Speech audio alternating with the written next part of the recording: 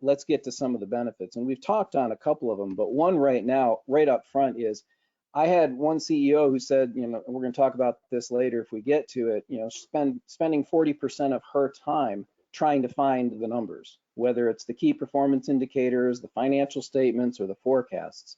So you may not realize how much time and aggravation you may be spending in not having these things easy to hand and available. And having a good system produce those for you rather than you chase them is a big part of that. The other thing is just plain out cash savings. If you have a lot of this stuff, set up and automated and really organized, you can probably delay the hiring of that fractional CFO or even a full-time CFO for quite a while. My experience in the CFO fractional industry, which goes back quite a ways, is that we generally spend about 80% of our time doing stuff that isn't really CFO work. It's more like controller work or accounting work. And so what I like to do, I like to say I'm one of the laziest CFOs you'll ever meet.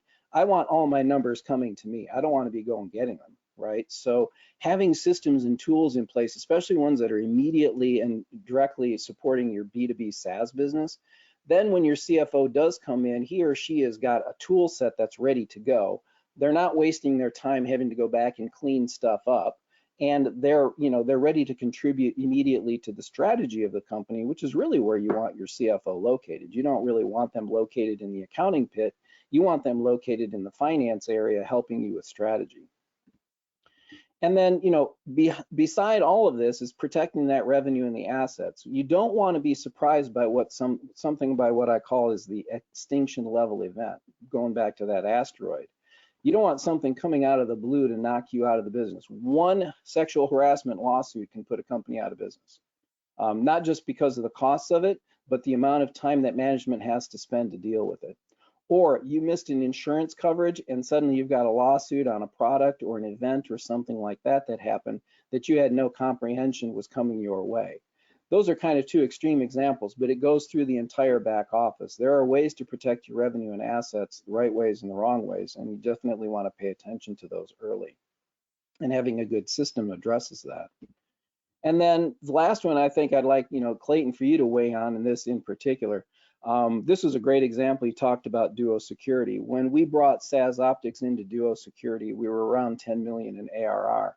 And when I left the company 3.5 years later, we were at 130 million in ARR, and we were still using SaaSOptics, and it scaled right along with us.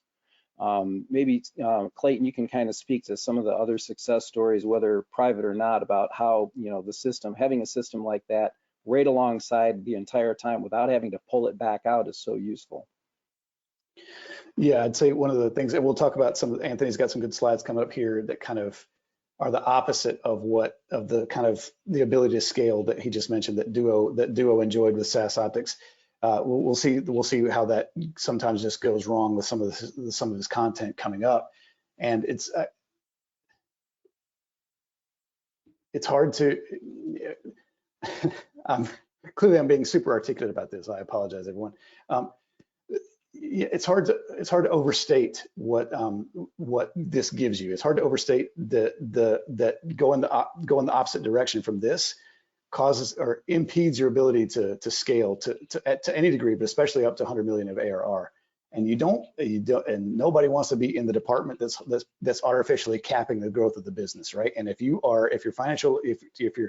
finance and stakeholder ecosystem is a mess, then you're going to eventually, sooner or later, you might get away with it for a few years, but sooner or later you're going to get caught being the thing that's holding the business back, and that's just not where you want to be. So one of the things that we're proud of at SaaSOptics is we do offer the ability to scale along that line we give you sort of the flexibility that you need and to get some efficiency and control without sacrificing your flexibility, and you can scale a long way with that.